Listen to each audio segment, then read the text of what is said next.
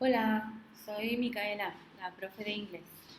Y hoy os quería hablar de una cuestión de gramática muy interesante que creo que es necesaria en todos los niveles y que de dominarse, yo creo que evitaría un 80% de los errores que hacemos, especialmente en escrito.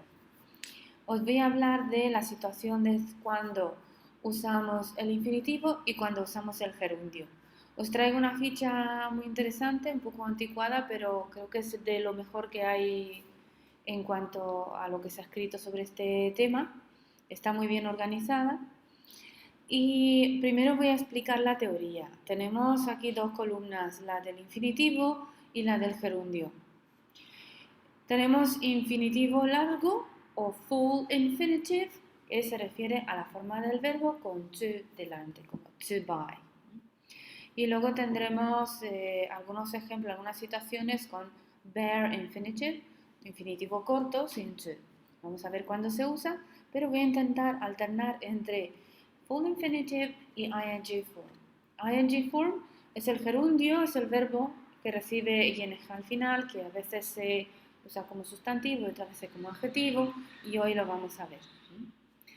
Empecemos con la regla número 1 para full infinitive. Infinitivo con to se usa para expresar propósito. En la frase he went to buy some bread, vemos el propósito con el que fue, ¿no? A comprar pan. Entonces, cada vez que hablamos de una finalidad de algo, es mejor usar infinitivo de propósito. En el caso, I study English to get my degree, ¿no? Es porque yo estudio inglés con el propósito de conseguir eh, mi carrera. Bueno, pasamos a la columna de la derecha con ing. Cuando el verbo se usa en la frase como sujeto, siempre lo ponemos en ing. Eso es una cuestión un poco difícil de entender en español porque cuando un verbo es sujeto en español lo ponemos en infinitivo, ¿no? Fumar es peligroso y entonces tenemos la tendencia de poner to smoke is dangerous. Pero recordamos, cada vez que usamos el verbo como sujeto, en realidad lo estamos sustantivizando. Así que smoking is dangerous, running is healthy, reading improves your intellect, cosas así. Bueno, si hablamos de estos verbos love, like, prefer, hate, enjoy, dislike, tenemos varias situaciones, pero aquí lo que se nos explica es que empiezo por aquí por alguna razón buena. Después de estos verbos love, like, dislike, hate, enjoy, que expresan gustos, ¿no? Preferencias, ponemos el verbo en ing. Voy a adelantarme un poquito en la ficha y vamos a ver cómo de manera excepcional, después de estos verbos y otros como begin y start, realmente da igual si ponemos el verbo con to, el infinitivo largo, o el verbo en ing. Hay alguna explicación, pero creo que no vale la pena. Básicamente, después de estos verbos podríamos poner el gerundio o el infinitivo. Tenemos opción. Esta opción debería de estar aquí y aquí, ¿vale? I love going to discos. Pero también puedo decir I love to go to discos. ¿Por qué tenemos entonces esta situación? Pues si antes de love, like, prefer tenemos el modal would, que nos modifica un poco el sentido de lo que estamos diciendo, ya no tenemos libertad de usar infinitivo o gerundio. Hay que poner sí o sí el infinitivo con to. I would love to see you tonight. I would like to work with him. I would prefer to speak to you. ¿Vale? Ya no tenemos la opción de poner ing. Y de ninguna manera tenemos la opción de poner el verbo tal cual, sin to, ¿no? I'd love to see you tonight, no. De la misma manera que aquí no podemos poner solo el verbo sin to. Otra situación muy interesante me parece el punto 3. Usamos el infinitivo con to después de adjetivos. Yo creo que no se me ocurre ningún adjetivo que no entra en que no cumple con esta regla. Para recordar esta situación podéis pensar en la forma de reaccionar en inglés cuando conocemos a alguien. Decimos nice to meet you, Nice es adjetivo, ¿no? Encantada de conocerte. I'm delighted to meet you. Entonces, eso se aplica a todos los adjetivos, no solo angry, que es enfadado, glad, que es contento, happy, lo mismo, feliz, sorry. I'm sorry to hear that. Siento mucho escuchar eso. Pleased, que es contento, y annoyed, que es molesto. Se aplica a todos los adjetivos en general.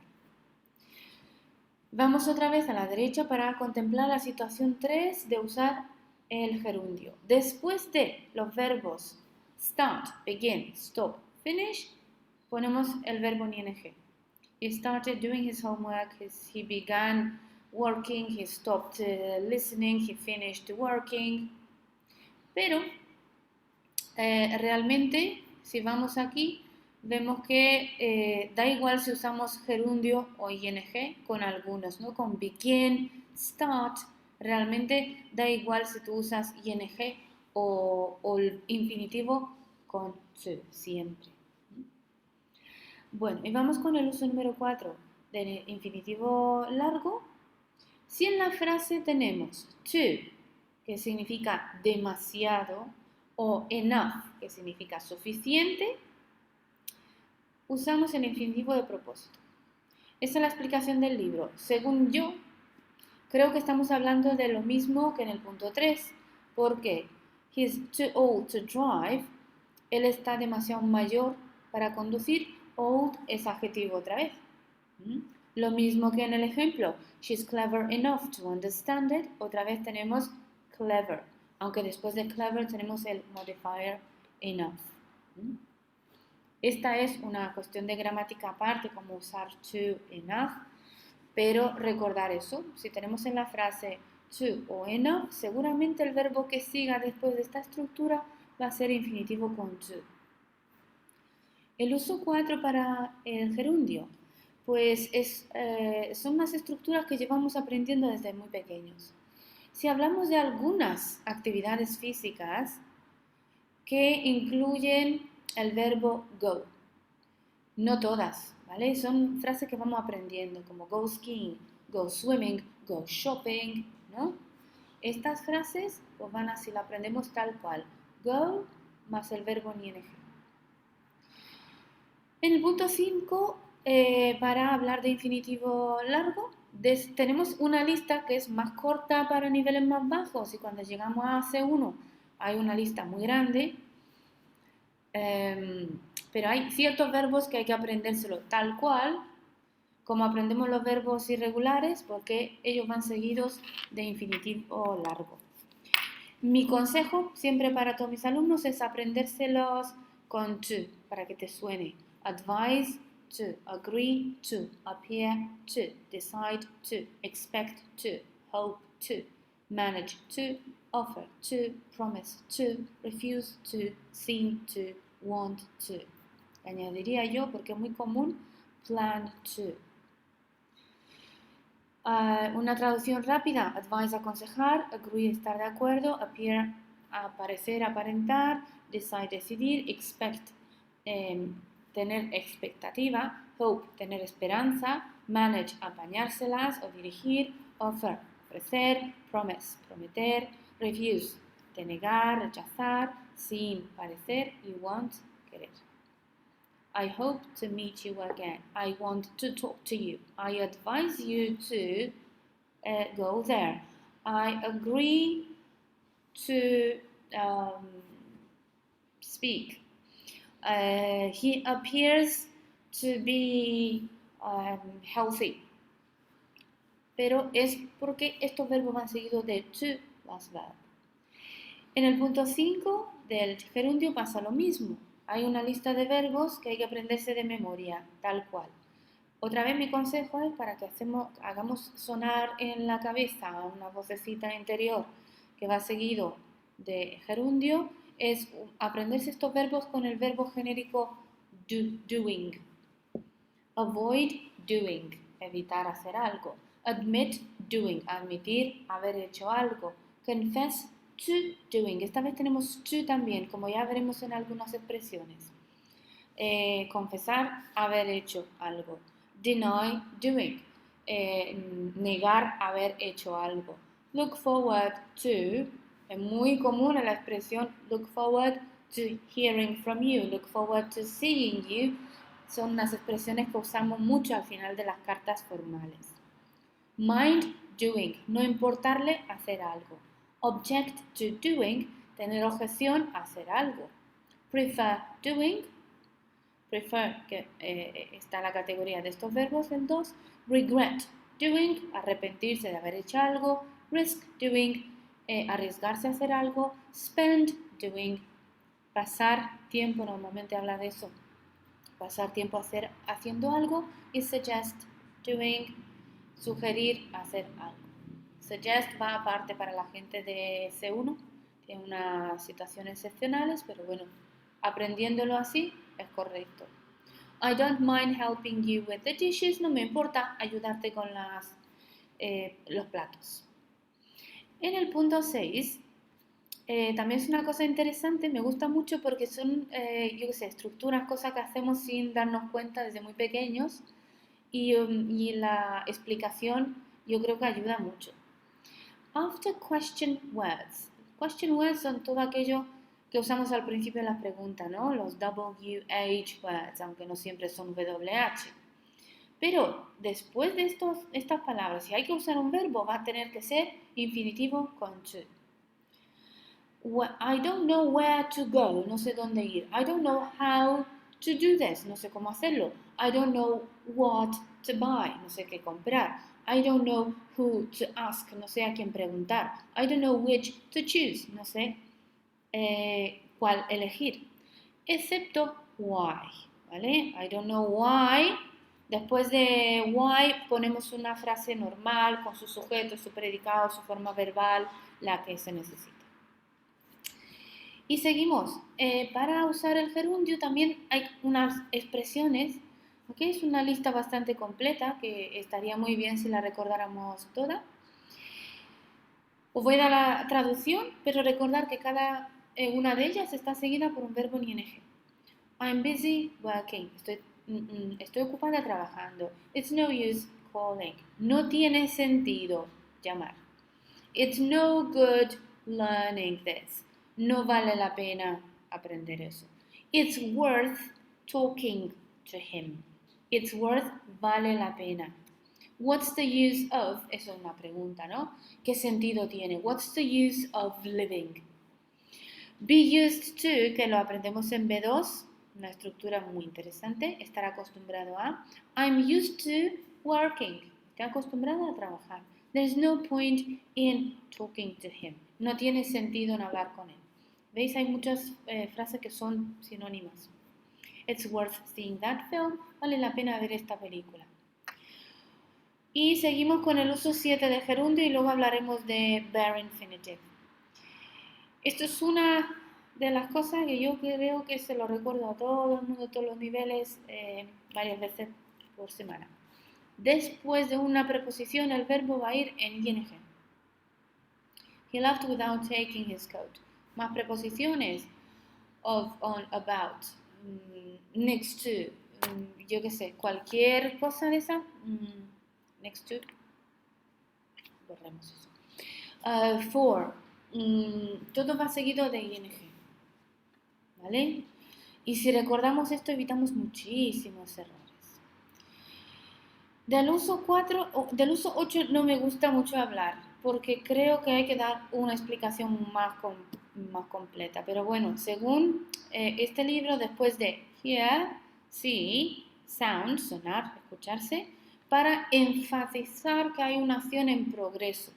I saw her crossing the street, es como pintar la imagen, ¿no? La vi mientras ella estaba cruzando la calle. Pero en general, el gerundio es muy descriptivo. Cuando usas gerundio, tanto en español como en inglés, estás haciendo parar la imaginación del que te escuche para como visualizar lo que estamos contando. Por eso tenemos este contraste. I saw her crossing the street, yo la vi mientras ella estaba cruzando, y luego I saw her cross the street, la vi que ya había cruzado, no me centro en el proceso. Ahí lo dejamos. Y vamos a la izquierda con el infinitivo sin to, solo el verbo, como lo encontramos en el diccionario. se usa en dos situaciones muy concretas. La primera, después de los verbos modales, eso la llamamos en lengua la regla de oro de los modales. Can, go, must, leave, could do, should speak. Después de los modales ponemos el verbo tal cual, ¿vale? Y después, con estos verbos, let, que es dejar o dar permiso, ¿no? Let me go, déjame ir. Make, con el sentido de provocar que algo pase. I'll make you regret it, haré que te arrepientas. Yo me centraría más bien en estos dos verbos, let y make.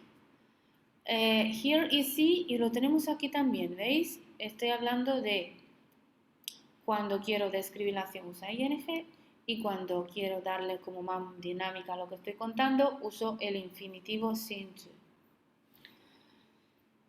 Tenemos aquí algunas notas, lo que yo os iba contando ya, que algunos verbos toman infinitivo largo o la forma ing al azar, sin ninguna diferencia, ¿no? Begin, hate, like, love, prefer, start y algunos poquitos más. Y otra, si el sujeto del verbo es el mismo que el sujeto del infinitivo, o sea, si el sujeto de la frase el mismo que el sujeto del infinitivo, entonces el sujeto del infinitivo se omite. Sin embargo, si el sujeto del verbo es distinto del sujeto del infinitivo, entonces usamos un object pronoun antes del infinitivo. Os explico. I want to be back at 10 o'clock.